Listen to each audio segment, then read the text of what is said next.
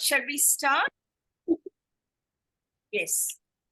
Okay, friends, welcome to the session on the principles of Neighbourocracy by Sir Joseph Rathinam. And we are very happy to have him here. And thank you all for agreeing to be here from 5 to 6. We requested yesterday, and thank you so much for sparing this time to listen to him. Yesterday, we had the session on the context, the purpose, and the importance of the training as well as neighbourocracy. And today we are going to listen to Sir on the principles of neighbourocracy. And I'm sure we are going to have a very vibrant session with you, sir. And thank you very much for sparing this time for all of us. Now I invite Preetham to introduce Joseph Rathinam, sir, to all of us. I have hijacked his computer, so we are sharing the same computer with It's okay. Yeah, good evening all. It's an honor to introduce Joseph sir to the entire group here today. When we asked Joseph sir to send a small portfolio, the type of person that he was very humble and sent a very, very short portfolio. So we tried to build on what he had sent, and it's a small introduction here. So Neighbourocracy is his life's mission. He is committed to it, and it is the only work he does in his life. Training and networking at the international level is part of his mission in life. He wrote the first book on neighbourocracy in Tamil 20 years back, edited and published a monthly magazine called Kulandaigal Paralamandram in Tamil, that is Children's Parliament, translated in English, for 8 years. Trained thousands of NGOs all over the country for the past 27 years. Also published the first training module book in Tamil, and this book has been translated in many Indian languages. Sorry. He is the master trainer of inclusive neighborhood and children's parliament. That's a very short introduction to amazing work and an amazing man. Now I ask Joseph sir to take over and start the session for us. Thank you. Yeah. Thank you, Preetham, and thank you, Jyoti, for introducing me to many of our friends, brothers and sisters here. I am really honored to attend this meeting after a long gap. After forming this PNP, I think it is my first meeting. But actually, it was organized. This group was supposed to be organized about 2.5 years back, and a different category, a different name, and a different purpose. But slowly it evolved into PNPT, then PNPI, and things like that. I'm so happy about it. And I'm very much involved in this work, very much involved. And this is the only work I do. But because I am not able to attend these meetings due to various reasons, most of the time, most of the evenings, I am busy with online meetings at the global level and attending conferences, trying to introduce the concept and try to guide groups who want to have and all that. And even for my personal reasons. Otherwise, I love to be part of this, and I am part of it. Though I don't attend the meeting, I am very much part of it. So you can count on me on anything what you need on neighbourocracy. Perhaps after our founder, Father Edwin, I could be the most experienced person for this purpose. So you can count on me at any time, and I am always available. I am always at this service. I mean, there is nothing else for me to do. Okay. And yesterday, I think our Father Edwin and our ancient President Raviji must have given a very beautiful sessions for you, introducing neighbourocracy and sociocracy.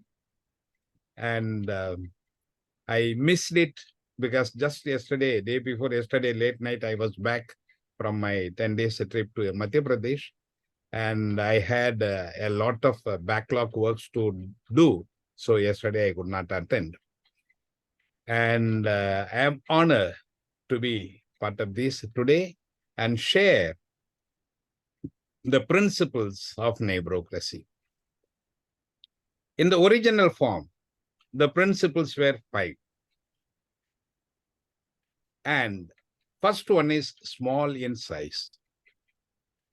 These neighborhood parliaments or the children parliament or the youth parliament, we always propose this principle as an important principle because only in a small group, even the last voice can be heard effectively.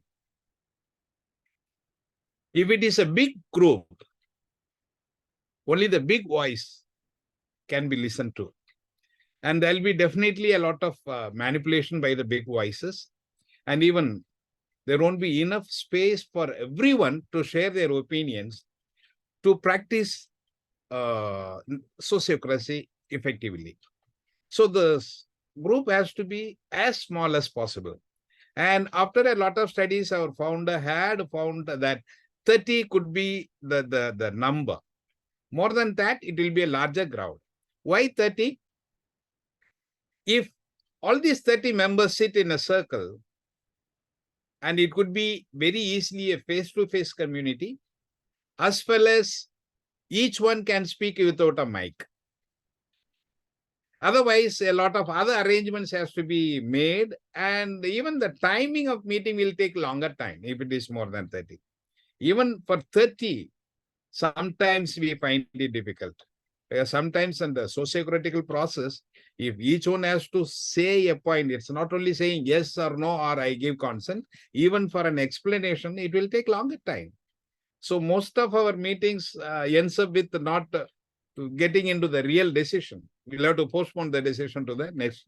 So the smallness in size is very, very important. And in the democratical setup, everyone has to have the power to express what they want. And one more important thing is, when the size is small, even the smallest person will feel very comfortable. If it is a very big size, and the small person with the small voice may not find it comfortable, and he may not feel at home, and there are so many reasons for it. So always we propose that this size should be in small and not definitely exceeding 30, except in a very, very extremely different cases. So that is the first principle we propose, and it is well taken. It's well taken, and we have experienced the beautiful output out of this principle. And though it is not the same in the European context, in our experiences, even Edwin would have noted this, that is a big group there. It's already considered 30 is a crowd there, because they are used to be to form in a very small ones, between 15 to 20. That is convenient for them. But still, this principle is kept as a very important principle. In our context, definitely it has to be followed very strictly so that the number do not exceed 30. The reason, as I explained earlier. The second one is a numerical uniformity. Why we say numerical uniformity? That is at the horizontal level, at the vertical level. Suppose if there is a village, each group has to be formed in the same numbers. Otherwise, some groups may be smaller in number, some may be bigger in number. And when you have a bigger number group, then they may be, trying to influence the smaller group number, smaller number groups and all that. So there should be a numerical uniformity. But there is a little difficulty here, because some villages may be very, very small, so like hamlets. There may be only 10 families living in a hamlet. And in some, for example, in Kerala context, some houses are there living in their own land. Then after a distance, there will be another house. And after a distance, another house. So here this numerical uniformity may not exactly work in all the situations, but we keep it as a numerical uniformity has to be there, not to have a clash, of somebody overpowering, the bigger group overpowering the smaller group or something like that. But when it comes to the vertical level, again, there is something. For example, if we take a village, at every level, the new number is the same. For example, in the neighborhood level, it has to be only 30. So there may be a village, there are only, say, about 15 neighborhood parliaments, because the total strength of the village is that. Then what happens to the higher level? Federation. When we federate at the higher level, at the village level, the numerical uniformity has to be followed such a way that the village setup, village structure doesn't get disturbed. At the same time, the neighboring, the closest to village numbers can be taken such a way that the border, village, the so-called village border is broken, the numerical uniformity is followed. So at the village level, there will be 30 neighborhood parliaments. And at a higher level, the zonal level or block level or panchayat level, there will be 30 village parliaments. And it goes up to the district level, state level, national level, and regional level, and even in the global level. So that this numerical uniformity is kept intact at every level. But there is a big, also there may be a big confusion here. For example, if you take certain countries in Europe, this numerical uniformity at the national level may not be, cannot be followed. For example, if you take Liechtenstein, that is only 38,000 families altogether in the whole country. 38, not families, 38,000 people living there. The whole population of the country is only 38,000. Now, when we take Liechtenstein as a country, then this uniformity, where does it stand? And the biggest European country, perhaps population-wise, only Germany, which is having 8 crore people. That is as small as or as big as Tamil Nadu. And here it is a country, and there are countries only with 500,000 population or 1 million population, like that. So here what will happen when we follow this numerical uniformity in neighbourocracy? The borders of the country will have no meaning. So and it may invite a lot of negative criticism on it, but still, in this system of neighbourocracy, we propose that there is a numerical uniformity at the horizontal level as well as at the vertical level, because we propose the governance has to start from the neighborhood level and culminate at the global level. So the global level governance has to be a possibility starting from the neighborhood level. So this numerical uniformity has to be kept to the maximum level possibly intact, so that this principle is followed. The third principle is very, very important. That is a recall scope. So in democracy, we do not, once the election is over, then we cannot take that person back if the voters do not want him to continue in that position. Except in some cases, again, that is not a recall thing, but with the complaints from the people, if they are sent to the district collector can dismiss a panchayat president or something like that. But again, it doesn't go with the recall scope. Recall scope is the people, those who elected the higher representative at the higher level, have to have that right, that power to recall that person if he doesn't follow the rules of this neighborocracy, or if he loses the confidence of the people who voted him. And here, it is not the first step. Immediately, if you are not satisfied with our representative who has gone to the higher level, immediately we recall. No. Recall is the last weapon which is used. And before that, we remind that particular representative that these are the duties which is expected of him, and these are the output which is expected of him, and this will be the cooperation and coordination expected of him, and there will be a lot of discussions with him to support him to perform his duties better. And that will go on until every chance, every choice is exhausted. And there is nothing now left except to recall him and send somebody else in his place. And when that recall happens also, at least myself, I will expect that recall process also has to happen with the support of the person whom we are going to recall. The person who is going to be recalled also has to say, yes, I accept to be recalled because I am not able to perform this. Though I try my level best, I am not able to perform up to the expectation of the people those who are elected. So when that recall happens with his own consent also, then there won't be any bitterness in the group.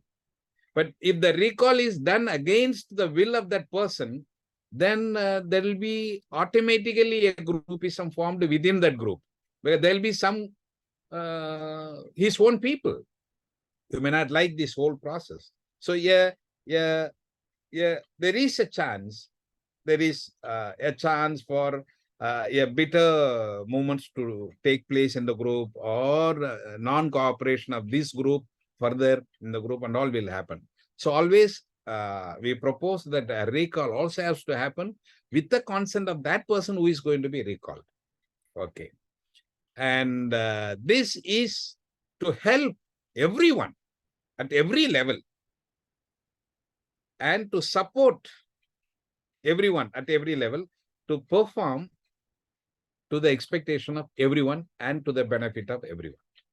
So it is not to threaten somebody or to frighten somebody or force somebody out of his will or something like that, because we always do, all our decisions are done on the socio-critical method. So there is no bitterness happening in future. So even in this recall process has to happen socio-critically, including the consent of the person who is going to be recalled. Then definitely there will be a very good coordination and cooperation of everyone, so that the group will be lively, active, and positively moving. Okay. Now the fourth principle is subsidiarity. This subsidiarity principle is very, very important, because we have different tiers of governance in India, starting from village level, ward level, then panchayat level, then we have block level, then district level, state level, and global level. And most of the time, this subsidiarity principle is not followed even in the government system of governance. So that what happens, somebody overtakes somebody. Here, it should not be that way. Whatever can be done at the lowest level has to be done only there. For example, if there is something which is happening in the neighborhood, which is affecting a particular neighborhood, the best group to decide on that or to do something on that is the neighborhood group. Even planting trees, taking care of the road at the neighborhood level, producing their own electricity. This all can happen within, and any schemes connected to that has to happen only at the lowest level.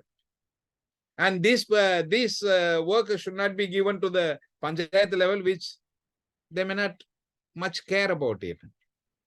And whatever has to be done at the panchayat level cannot be done at the lowest level. For example, railways, it has to be done at the district level or block level. And the neighborhood doesn't have any role to play in this. But if there is anything connected to the neighborhood level or the individuals levels, definitely it has to be done there. Any schemes for that matter, or any work to be done, always it has to be executed and implemented at the lowest level, so that the higher level does not overtake the power of the lower level. So if that is followed, definitely many of the central government programs or the state government programs can be successfully implemented at every level, every lowest level possible. And it will be beneficiary to the people. Otherwise, what happens? As Rajiv Gandhi said, out of 100 rupee, only 1 rupee reaches the lowest level, because most of the things planned and implemented at higher level, which is not at all necessary. But if it is directly coming to the lowest level, definitely the people will benefit out of it. So this is what is the principle of subsidiarity. Then convergence. This is again a very important principle. Here, convergence means now we have government schemes. There are various social organizations like NGOs and any other social groups. Whatever they do, whatever they want to do, they have to do only through this system. And only when they implement the program through this system, then this group becomes meaningful. I have a beautiful experience in 2004. After the tsunami, Father Justice is no more with us. He was one of the very ardent supporter of Neighbourocracy, and we've been working together for years, going to places and giving training and organizing groups and all that. He was a parish priest of Kovala in Kanyakumari district. And Kovala, with a 100% Catholic group, already there were neighborhood groups formed. Already you may be aware of that. That is the NBMs and all. And this system of functioning was perfectly going there, because we used to take people to Kovala only as a model to see how the neighborhood parliaments work. And when tsunami came, Kovalam also was one of the villages which was very highly affected. So there were so many NGOs, so many church organizations, so many other organizations, so many other government programs, all coming down to help the people. But here, you know what they did? The village parliament very clearly said to them, whatever you want to offer, please offer it to the village parliament. Don't go straight to the beneficiary. Give it to the village parliament, and the village parliament knows the best who needs what. So everything, some agency says we want to build 50 houses. Okay. We will plan and you build the houses, but hand over it to the village parliament. And the village parliament only will allot the house to the most needy. Somebody wants to provide boats. Okay. How many boats? 20 boats. Give 20 boats to the village parliament. And the village parliament knows the best who will be needing this most. Similarly, every activity there, every scheme which was brought by NGOs or even government, everything was decided by the village parliament. Because the system was working so beautifully, and every neighborhood parliament had the representation at the village parliament level. So they had a beautiful network of taking the survey, seeing the people those who were affected and who lost what and all that, who needs this most or this most or this most. And everything was with everyone's consent. It was decided, and beautifully the rescue services or referral services or this tsunami rehabilitation services all took place without any problem, and every person was happy about how the way it was implemented. So that's why we say the convergence is very, very, very important.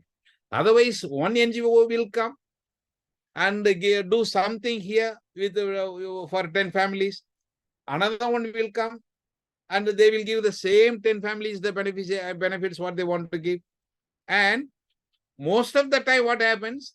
The people with the big voice try to grab everything. And the real needy people do not get it. So this convergence, everything has to be done through this system. Is very, very important. When it is done through this structure, the structure becomes then important. For example, government schemes, there is a health scheme. Involve this structure. Do everything through this structure, through the neighborhood parliament and through the village parliament, so that the structure becomes very, very important entity, which cannot be done away with in the future.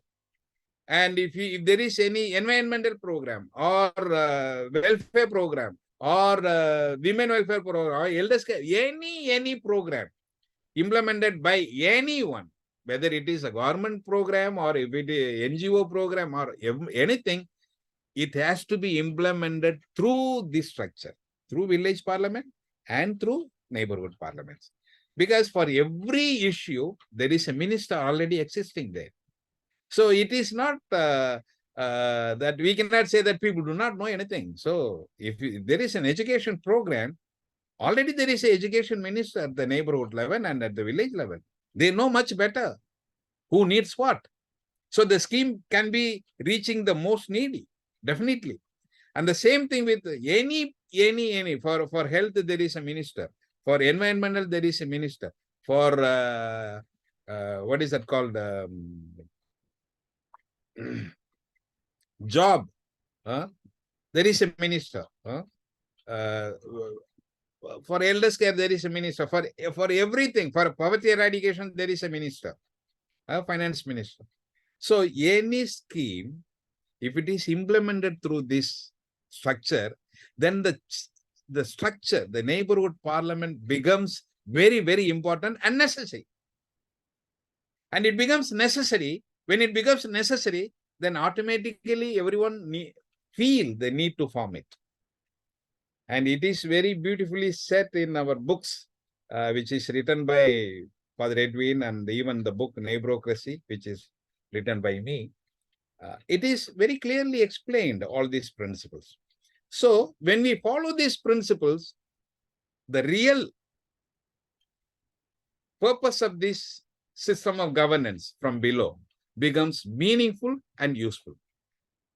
So that's how it is. And there are other 5 more principles which are added later. And I had given importance to add this because of my experiences at the global level. I found these also have to be compulsorily added to this. One is neighborhood based.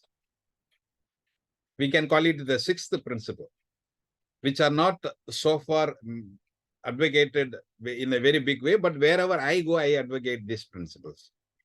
Neighborhood based. Why we say neighborhood based, and we insist on this principle? Sometimes, because most of the time we engage only the NGOs, we train them and follow them and all that. Most of the time, their approach is the target group. So when they say target group, they will only focus on that. And there may be other families living in the neighborhood and they may not bother to even look at it. For example, if there is a poverty eradication program and they have a survey and they have taken few particular families as their target group. In the same neighborhood, there may be a group, a family with very highly affected disabled children in the family. They also need equal help, support. But these people will say, no, our program is entirely for a different target area, target group. So we cannot, they don't come under our scheme. So they will be neglected. And we cannot also have people from outside. For example, most of the time our self-help groups of women, they randomly picked up people from various areas in the village. They are not very strictly neighborhood based. So when it comes like that, randomly picked here and there, then there is nothing binding among them. The finding element is very, very less. So there may not be much interest. And I found in my study, most of the time, these self-help groups has become defunct because of this, because they are not neighborhood based. If it is neighborhood based, there are various reasons for them to come together often. But if it is only for money purpose, only when they need money, they may come. Even when they call for a meeting, they do not come because in that meeting, they're not going to talk about that particular person's loan. So that person may not show interest to come to that because there is nothing else binding for that person with that group. But if it is neighborhood based, definitely there are so various issues which bind them together, which makes them necessary to come together. So it has to be always neighborhood based because we have also some type of experiences which we are not comfortable with when it is not neighborhood based. Other problems problem. And the seventh principle is inclusiveness. As I said in the previous principle, include everyone in a particular neighborhood, in the geographical area. If the area becomes big, then divide that into a smaller one so that only 30 families be part of it. But once you mark the geographical area, everyone has to be part of it. And this, I felt the need for this when I was working in Europe on this.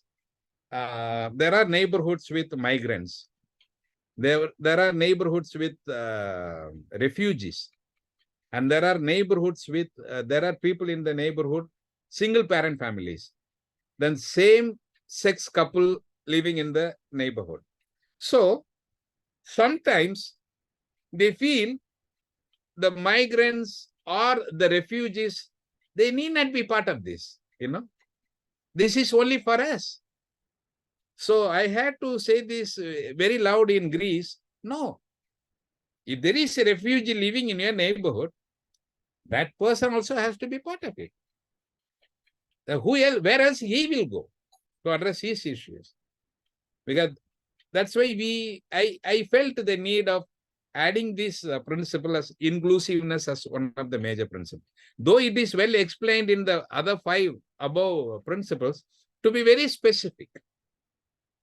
And in some of our cultures, in the Eastern cultures, same-sex couples, if they are found in a particular neighborhood, the neighborhood itself feels a bit uncomfortable. So they may not invite them to be part of it because they may think that it may spoil the culture of that neighborhood or the group. So here we feel that they also have to be part of it compulsorily. So whether it is socially acceptable, not acceptable, their practices or culture or custom, whatever it is, but if they live in the particular neighborhood, they have to be part of it. That's why we have this inclusiveness, principle of inclusiveness to be very, very importantly to be part of this. Then the 8th one, everyone knows already we are following, though it is not mentioned in the first 5 principles, consent-based decision making. Definitely, there is no two way about it. And after we came to know about sociocracy, we were so much happy and excited to know and to implement this here, because that's what neighborhood parliaments proposed. It's not that big voices command, order, and get things done, and any all other group with the smaller voices, just carried away by the big voices. No, it's every decision always have to have a consent of every person, however small he is.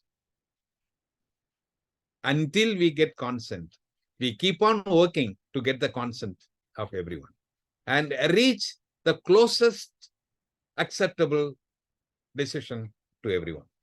So that's how this works. And I need not say much about it. And you are all well versed in that. And you've been conducting meetings on this. So you have been expert on this. Then the elections, sociocratic elections, the same method for our elections we have, because we have election of our ministers, because there is no big minister with more responsibility, and there is a smaller minister with less responsibility, and all that here. Every minister is equally responsible. So the election process happens sociocratically, so that everyone gives a consent for someone to be that minister, based on the talents and the skills that person has, based on the arguments the group carries on that particular minister's favor. This all is very, very important. So we have it as a 9th principle. The 10th principle is the federation. It is already known that it has to be federated at the global level. But here I wanted to mention, there are two types of federations. One is a federation at the horizontal level, then federation at the vertical level. Now, federation at the horizontal level is, if you take a neighborhood, there are 3 units of governance. 3 units of governance of neighborocracy, age-wise.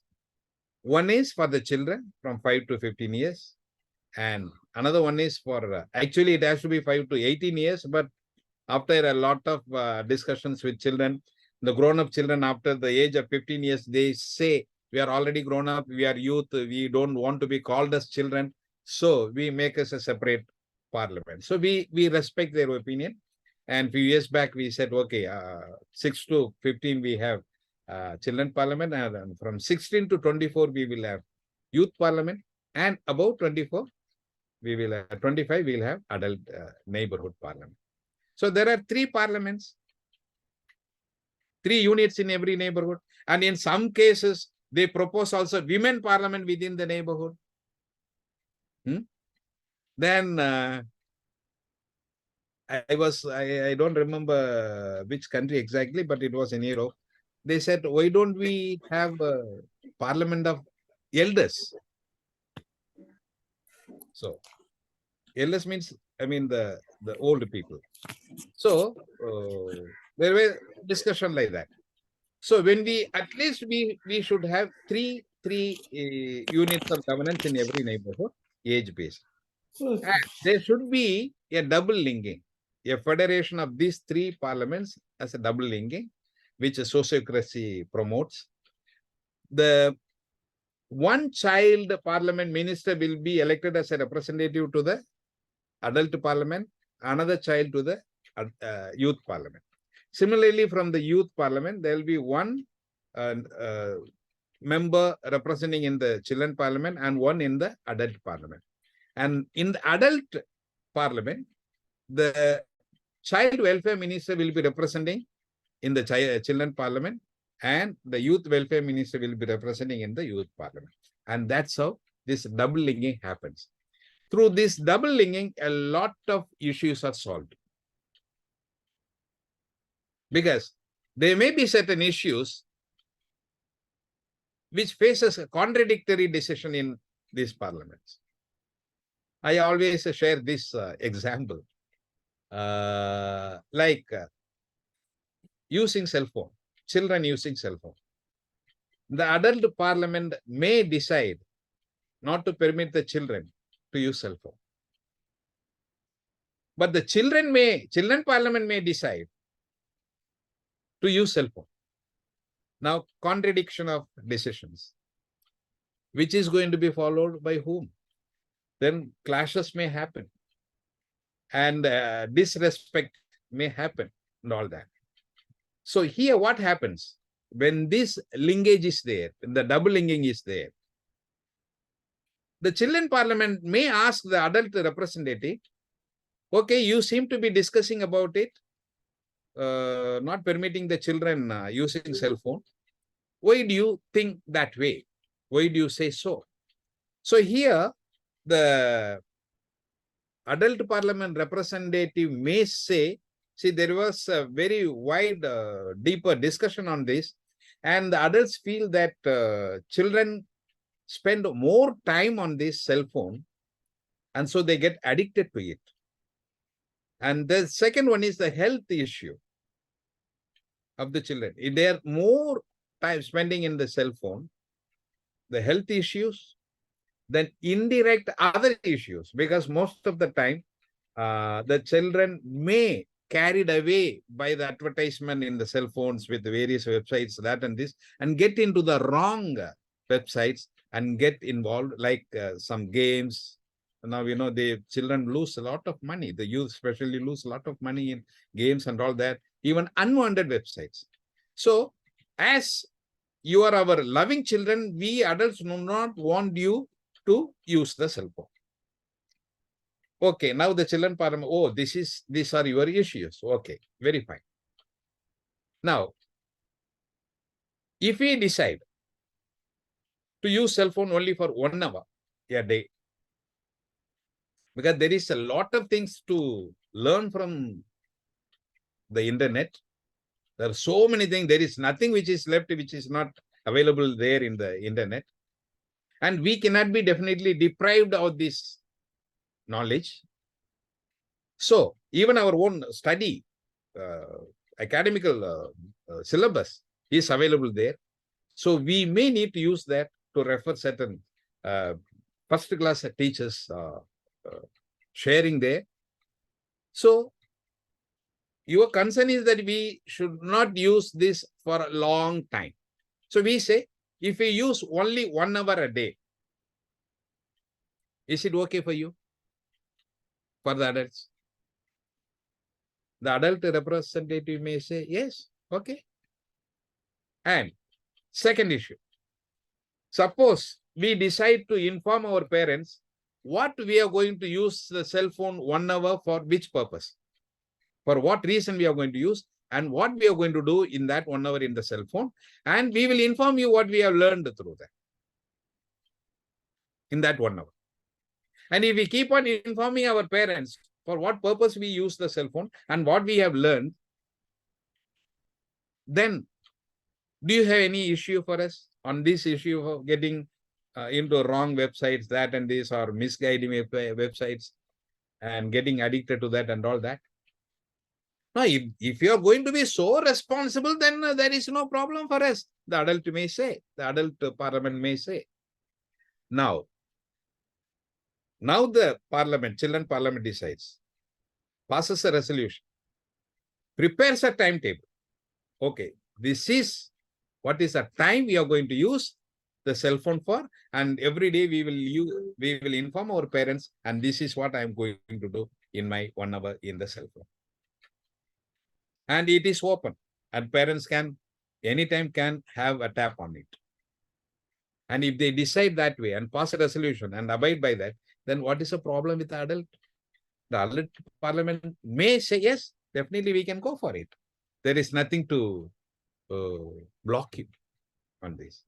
So here, this issue, very sensitive issue, is solved amicably with the consent of the adults as well as the children. So similarly, any issue which has got a factor, conflict factor, can be solved through this system of interlinking. So at every level, there will be a double linking. The neighborhood level, there will be a double linking of all the 3 parliaments. And at the village level, there will be a double linking of the same parliament, because at the village level also, there is a village children parliament and village youth parliament and village adult parliament. Then when we go to the panchayat level, there will be a village panchayat parliament and, panchayat children parliament and Panchayat Youth Parliament and all. So there also this federation. Similarly, at the district level, state level, national level, and global level. And so this horizontal federation is very, very important at every level. At every level. So that at every level, all these three parliaments are very, very strongly, connected. So that any decision taken is taken with the consent of every age group above the age of 6. So that the decision becomes more meaningful and effective when it comes to the implementation. So that's how that is about horizontal federation. Then when we say vertical federation, all of us are well aware of that. From the neighborhood level, we have our representative elected by the group to the village level, from village level to panchayat level, so that every group becomes vibrant at their own level. And our dream is to have a global governance starting from the neighborhood. And today, global governance is very, very, very important. Global parliament has to be established. Already I'm working with the 2 groups at the global level. We've been talking about global parliaments and sharing a lot of ideas with them. And very soon, we may plan to have a conference with all the stakeholders at our PNPA and all that. We are working for it. Still, it's not very clear about it. It's still in the fluid stage. So these are the federations. And at this time, this vertical federation at the global level is very, very important, as I said, because we all of us know what is happening at the global level. So to have a happy, peaceful, well-developed world for the humanity, for the whole humanity, we need these neighborhood parliaments to be federated at various levels, and the governance is taken by people themselves at every level. So these all I wanted to share with you. And now we can have a sharing with all the participants. I welcome questions or clarifications from the participants so that we can have a clarity on this fully. Thank you so much, sir. Really, can you hear me? Yes, yes. It was really wonderful to listen to you. Very clear. Actually, you have really clarified many of the things we have already read, heard, and discussed, shared. Still, there will be some questions and clarifications from the participants, especially the new participants who are joining for the first time, etc. Now the floor is open for questions and clarifications with sir. Anybody can start. Yeah, raise your hand and directly it can be addressed.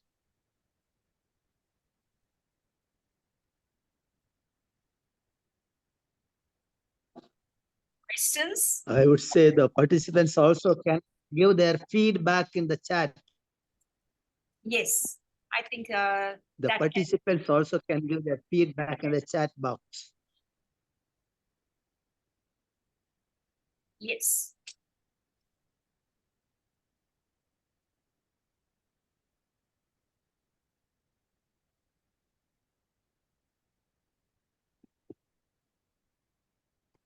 Okay. It looks everything is very clear. So that is all the understanding. But if no questions are coming, and I think Joseph, sir, you can, if you have to share something more, you can take the time. I would like to come in. I would like to come in. Yes, yes. Please come. I would like to come in for 2 or 3 minutes. Yes, please. Yeah. So Joseph, congratulations to Joseph Rathinam for explaining the point so well. He has been doing a lot for the movement and is known as internationally known as trainer for Neighbourocracy. But there is some missing link, I think, here, not because of him, because yesterday we did not cover that particular part. So I would just put that in frame. Sure. What I would like to say is that something about the Neighbourocracy dream, then that will put all these principles in place. And the Neighbourocracy dream is this.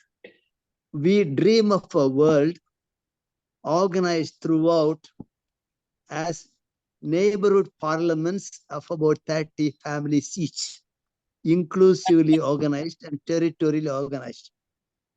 And then each neighborhood parliament functions as a kind of a neighborhood government with its own neighborhood cabinet with ministers for various concerns.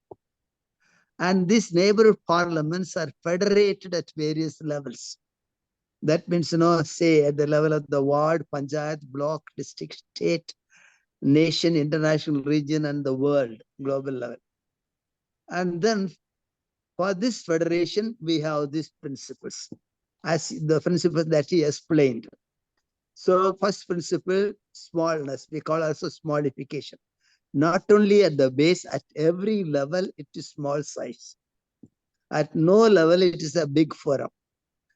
So this principle of smallness, he explained the reasons and so on very well. And then the next principle, when it is small at every level, it has to be necessarily numerically uniform units. That would mean no bigger neighborhood parliaments and no smaller neighborhood parliaments, no bigger district, smaller district, no bigger states, smaller states, and no bigger nations and no smaller nations. Every unit, every level, it is uniform number of population. There's numerical uniformity.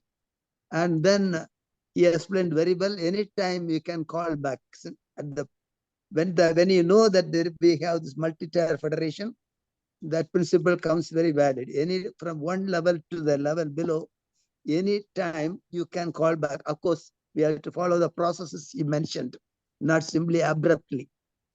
And then next, the principle he mentioned, very explained beautifully, subsidiarity. Whatever can be done at any lower level is not taken to any higher level. Higher level deal with only those matters that no lower level can handle. And then the convergence. Once you have this structure, to strengthen this structure further, ensure that everything that you do is done through this structure. As he said, various explanations he gave, examples, anything, self-help group, income generation, marketing, insurance, anything. That also he explained very well. Then also the other principles he explained, and then sociocratic decision making.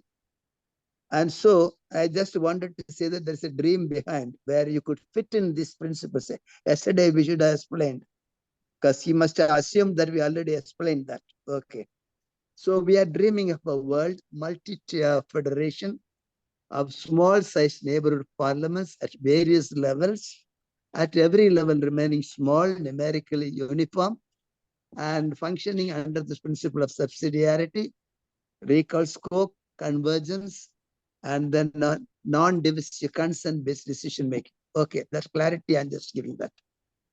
Thank you. Finished. Thank you for adding up. I think both of you really complemented each other with these principles of the 5+5 principles of Neighbourocracy. If no questions are there, I would like to raise one question to both of you as patrons of Neighbourocracy. That is how I see. In the last orientation program on 3rd September, one of the participants, I think it was Mr. Santiago, who raised the issue of the terminologies which we are using. Like just now, Father, when you were giving the clarification, the government, it's a local government and cabinet and parliament. All these words can have its own implications when we start working, at the level of the people. What is your experience? Both of you have done so much of research and you have your own experience. Can you just shed some light on that? Will it create any problem for the people when they get organized on Neighbourocracy? One of you or both of you can just take few minutes to. Yeah, we have Joseph, you would like to come in? Yeah, I was reading Father Tarakan's message, so I could not really understand the clarification. If Jyoti can repeat that once again, I will be happy to.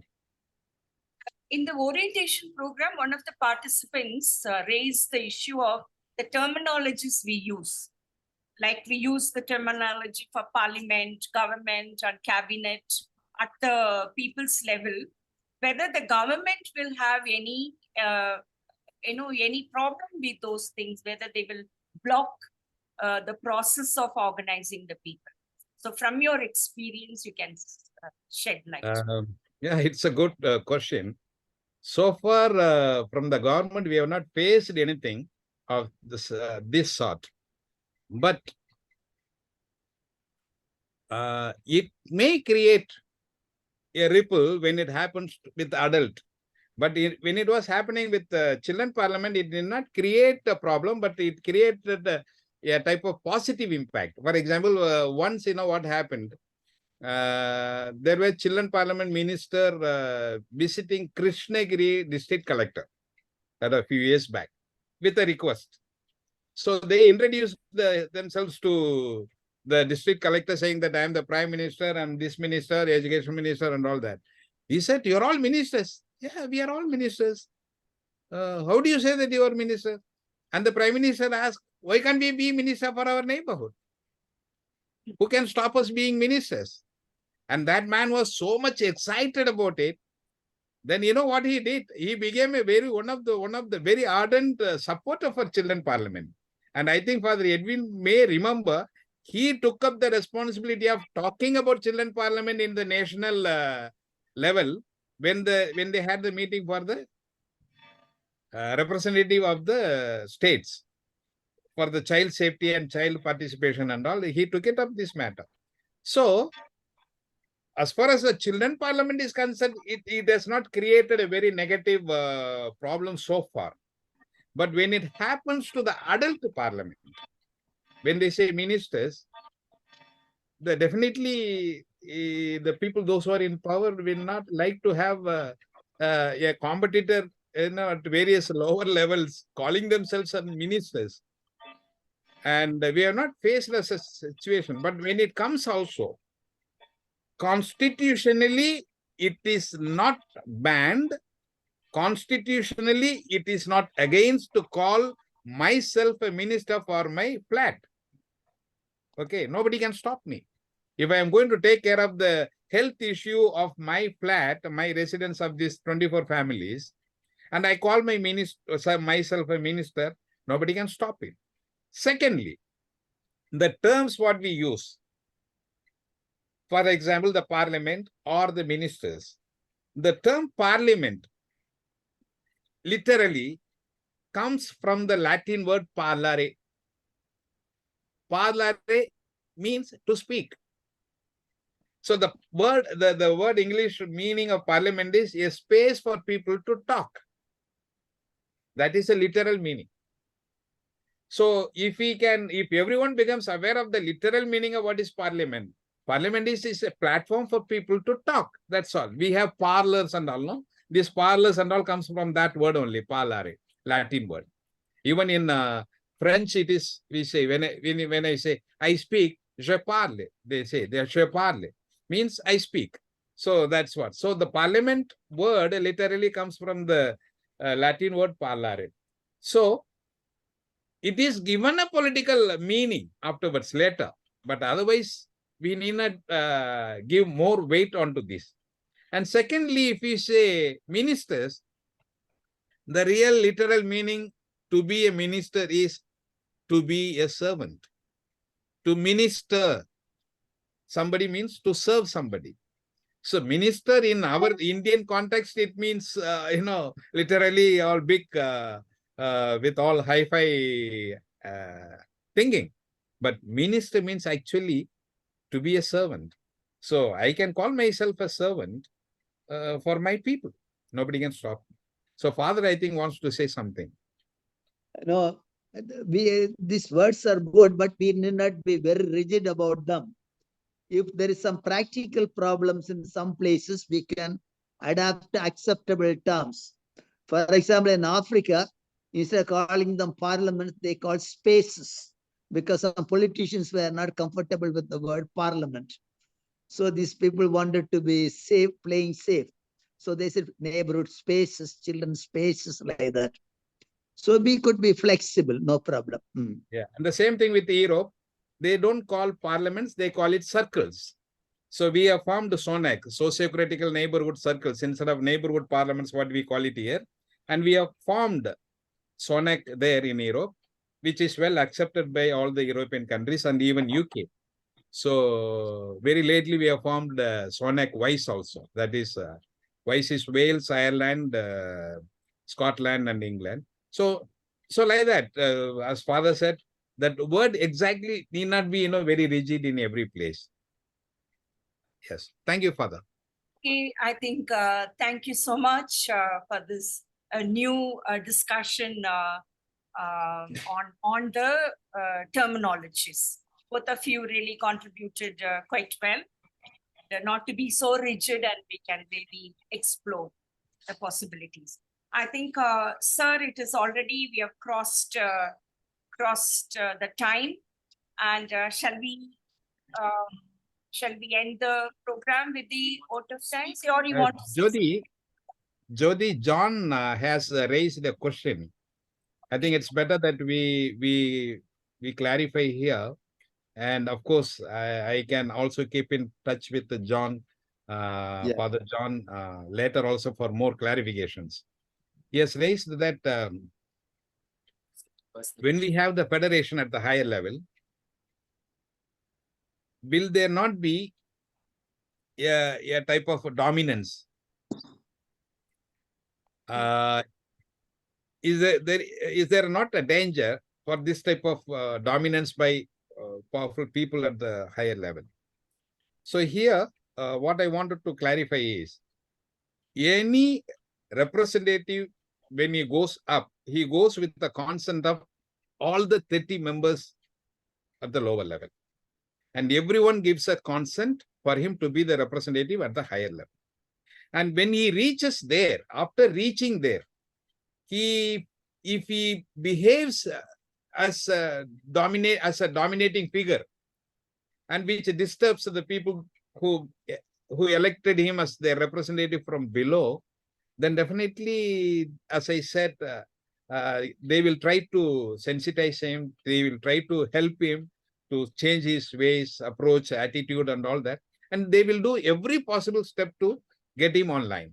Suppose at the extreme step that if he is not intentionally coordinating with the people who elected him, then definitely they will use the last weapon of recalling back. So definitely that person cannot, once all the 30 people who had given a consent to elect him as their representative recall him, then definitely he cannot stay at the higher level. So the dominance, I feel, will not be. Secondly, when they practice in the group itself, in the socio-critical platform, in the socio-critical approach, understanding each other, supporting each other, helping each other, and doing everything for the welfare of each other, then the person is elected to the higher level, definitely that sense of dominance doesn't come. They automatically think, if I do something, it has to be the benefit of all the people who have elected him to be here.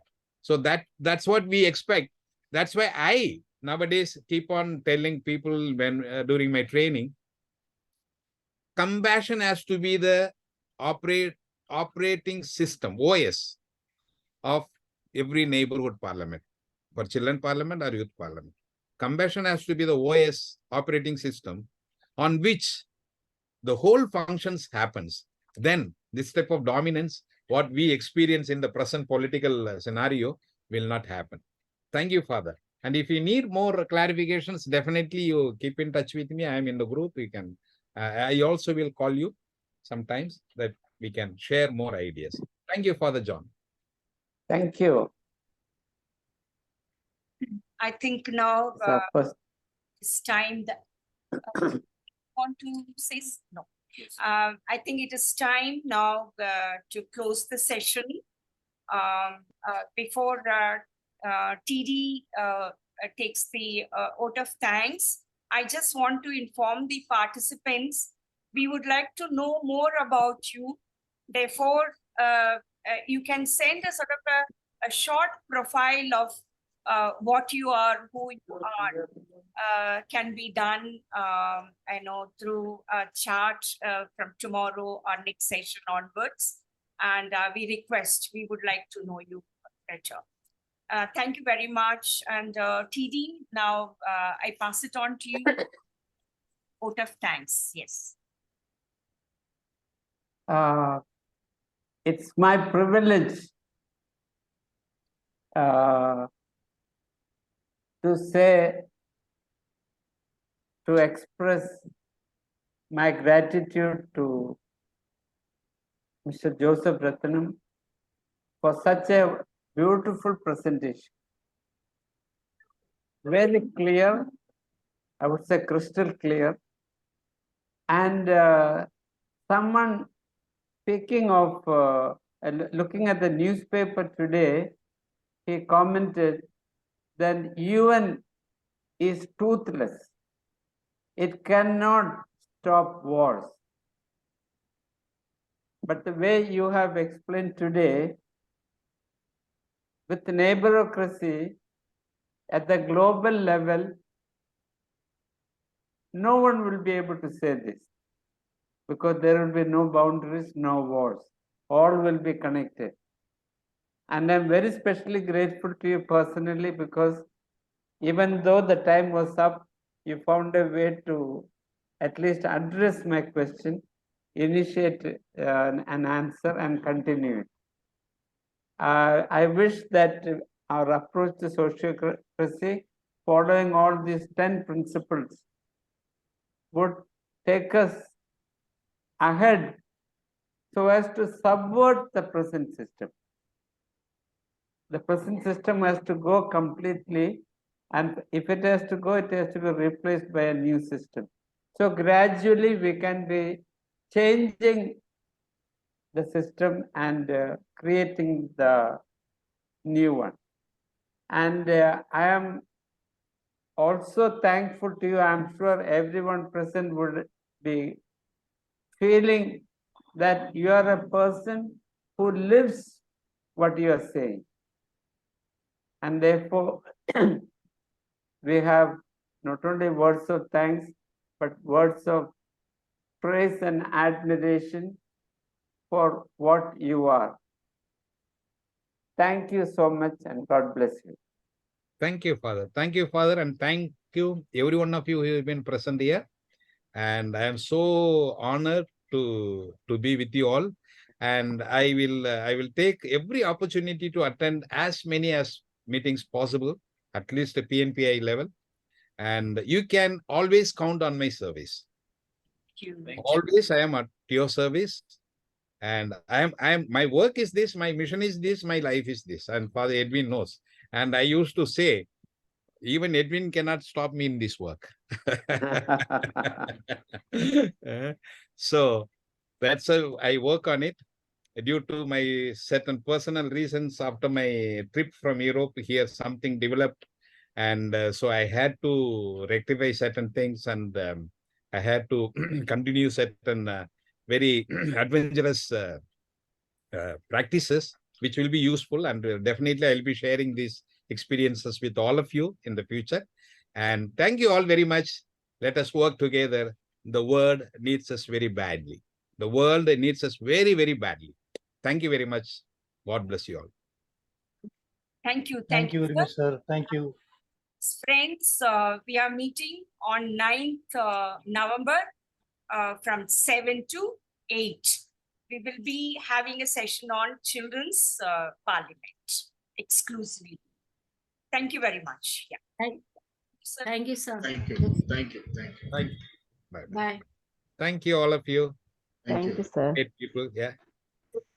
Thank you, sir. Thank you. Thank you, sir. Thank you very much.